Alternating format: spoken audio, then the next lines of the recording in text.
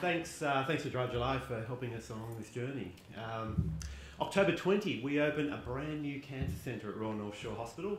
If you haven't been down St Leonard's recently, there's a big building which is emerging. It's a brand new Royal North Shore Hospital, and the cancer centre will occupy one floor, and it's going to be great because it'll be an integrated cancer centre. Got all fantastic machines, best latest technology, wonderful staff, great training, but there's things missing, and there's a lot of things which could be better. And although we will have these great treatments being able to be offered, it's the environment which is, I guess, lacking in what we can provide. And New South Wales Health has provided very well for us with the building, with the equipment, the staff, but there's a place where things just can't be supplied. The state government's got competing priorities. We saw the state budget yesterday, and there's roads, there's education, there's new housing, and there's other aspects of health rather than cancer. The cancer centre environment is a very important place because it's, as some of the experience have been described already, it's a place which will be occupied on a great basis by people regularly for long periods. It has to be a healing environment, a place which reduces anxieties rather than sort of increasing anxieties. And we all know what anxieties may be present as people going in for treatment, let alone to have the environment adding to that.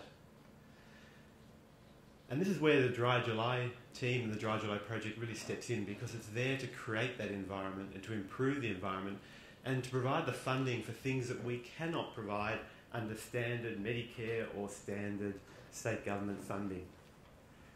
The cancer centre environment needs to look in that healing space.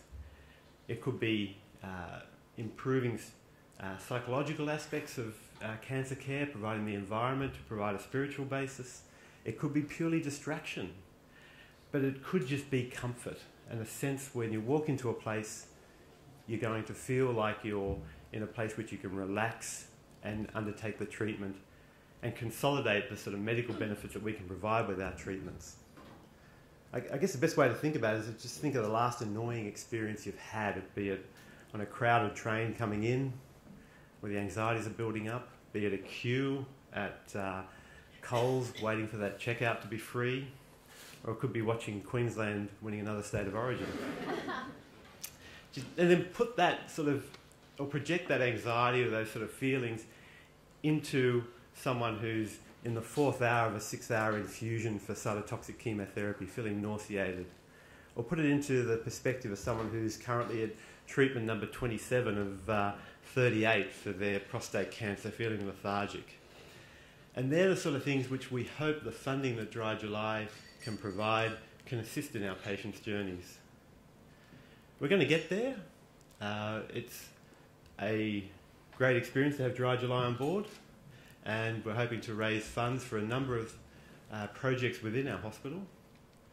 We hope that that will create the space for our patients, fill those blank walls, fill those blank environments, and create a vibe. It's a vibe that's personalised, it's not prescribed, so we don't have to do certain things. We can individualise for our cancer centre. It's a way that we can embrace the community as well into our cancer centre and our patients. It brings the community into raising funds and being aware of what goes on in those buildings. And the other thing about it is it's long-lasting. These things, these initiatives that are being funded will be there in 5 years' time, 10 years' time. They will continue. This is not a transient funding. This is funding which will provide the infrastructure for which things will be still there for many years to come, for multiple hundreds and thousands of patients who are coming through our doors over a period of 5 to 10 years. So thank you to Dry July for the support. There's going to be a number of cranky doctors on board for the first 2 weeks of July as we get used to this. But I encourage you all to help us with our patient journeys and support all the cancer centres which are seeking funding for Dry July. Thank you. Thank you, Michael. Welcome to the Dry July family. It's going to be a great year for Royal North Shore Hospital.